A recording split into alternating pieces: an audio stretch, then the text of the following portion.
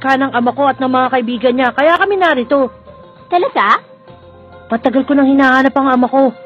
Kaya kami naglaro nito para mahanap siya. Jean Freaks ang pangalan ng ama ko. Kilala mo? Si Jean? Siyempre naman kilala ko siya. Sikat na tao siya dito. Talaga? Ikaw ba lang anak niya? Sayang lang nga, wala akong maibibigay na clue para maituro kung nasan siya. Pero ang sabi sa akin ni Chairman Netero, sa nanataglay ng ama mo, siguradong kasali siya sa top 5 na pinakamalalakas na hunter sa buong mundo. Baka pwede naman pong mamaya nyo na lang hanapin yung bato. Turuan nyo kaming palakasin ng nen namin. Kailangan pong lumakas ang nen namin para makalayo kami. Eh di ba kanina ko pa sinasabing gagawin natin yan? Pero mas mahigpit ako magturo kesa kay Master Wing nyo. Gusto niyo ba talaga? Oo! Eh, kung ganon, umpisa na natin.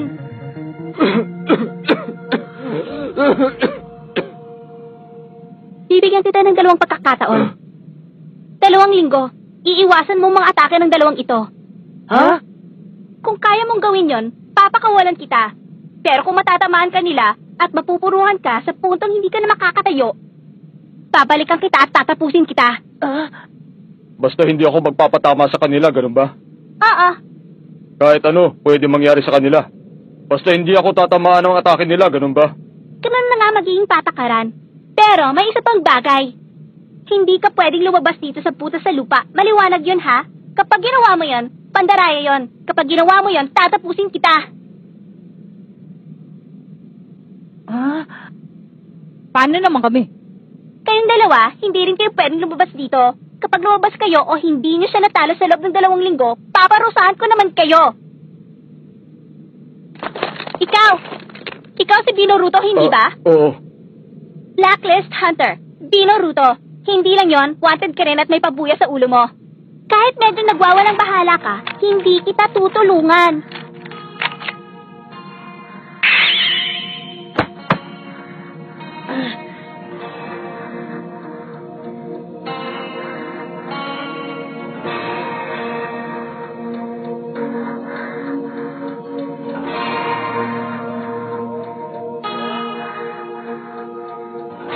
Umpisa na!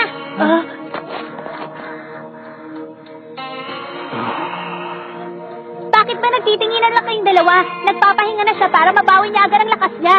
Papayag ba kayo na magawa niya yun?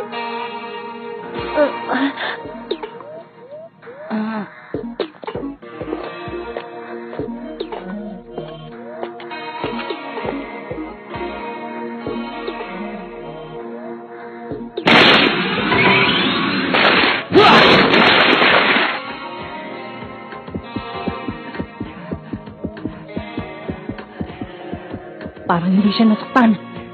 Kung kumilos siya, parang hindi siya pagod. Hindi na nga niyang tanggalin ang mata ko.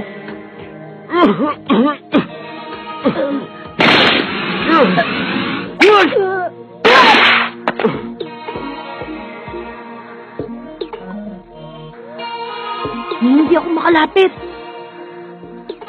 Hindi ako makahanap ng point of attack.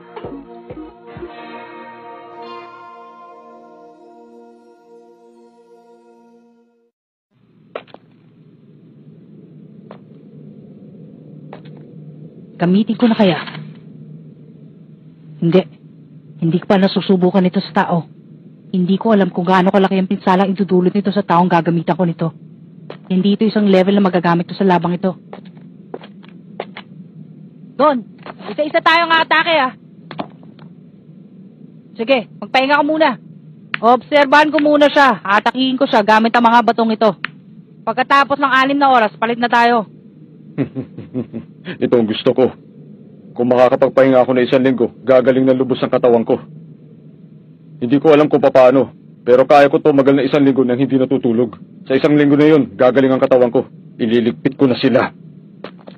Mga bato? Pwede nga natin gamitin ang mga to.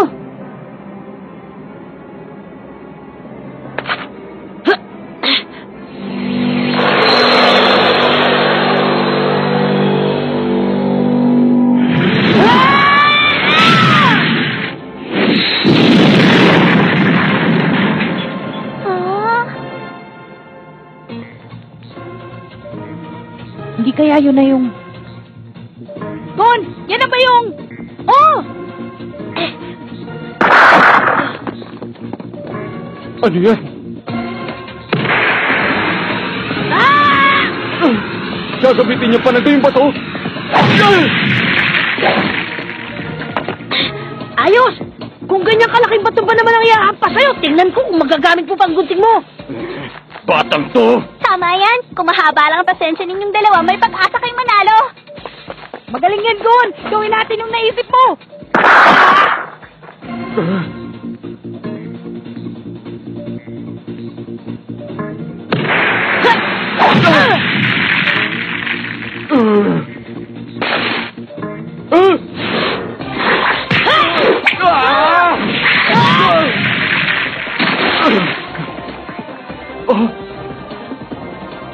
Malalakas sila. Masyado sila mabilis kumilos. Wala akong oras para ipahinga ang katawan ko. Sabi na nga ba, sinasamantalan nilang pagkapagod ni Dino Ruto. Hindi nila siya titigilan. Buhay nilang nakakaya sa labang ito at alam nila yon. At kumikilos na sila ng kakaiba para manalo sila. Konti lang karanasan nila at hindi sila marunong palakas ng nen. Binabasa nila ang kilos na kaaway. Gumagamit sila ng kakaibang taktika para manalo. Gamit ang kapangyarihan ng katawan, kalakasan at kahinaan. Marunong pala ang dalawang ito eh. Basta, maalala lang nilang natutunan nila. Gagaling sila!